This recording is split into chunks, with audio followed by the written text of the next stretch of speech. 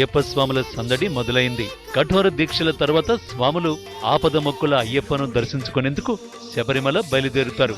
అయ్యప్ప స్వామి మాలధారణతో భక్తులు ప్రతి సంవత్సరం దేశవ్యాప్తంగా దాదాపు 2 కోట్ల మంది పైచిలకు శబరిమల వెళుతుండగా మకర జ్యోతి రోజుల్లో దాదాపు 1 కోటి పైచిలకు భక్తులు శబరికి చేరుతారు. ఇంటి నుంచి శబరిమలకు బయలుదేరిన దగ్గర నుంచి తీవ్రమైన రద్దీతో కిక్కిరిసిన శబరిమలకు చేరి దర్శనానంతరం తిరిగి ఇంటికి చేరే వరకు జాగ్రత్తగా ఉండాలంటున్నారు పలువురు గురుస్వాములు. ముఖ్యంగా శబరికి చేరుకున్న తర్వాత మరింత అప్రమత్తత అవసరమంటున్నారు వారు. సో పంబానదిలో స్నానాలు చేసేటప్పుడు అలర్ట్ గా ఉండండి.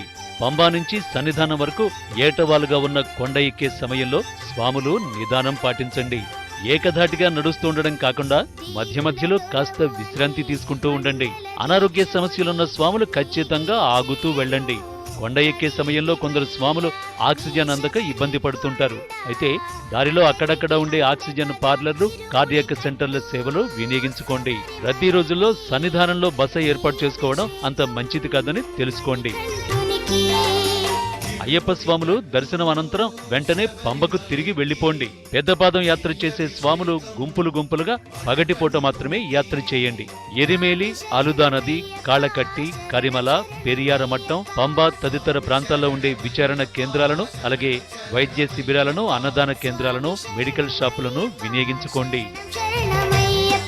శబరిమలతో పాటు కేరళలో పాలిథిన్ బ్యాగులు నిషేధించారు కాబట్టి స్వాములు ప్లాస్టిక్ బ్యాగులను వెంట తీసుకెళ్లకండి.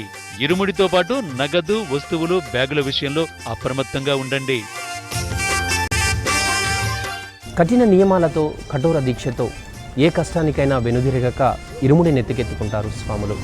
అయితే ఎంతటి కష్టానికైనా సిద్ధమన్న స్వాములకు అన్ని రక్షణలు కల్పిస్తాడు మణికంఠుడు.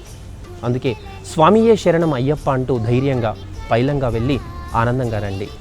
వీడియో జర్నలిస్ట్ రవికిరణ్తో రాము, HM TV.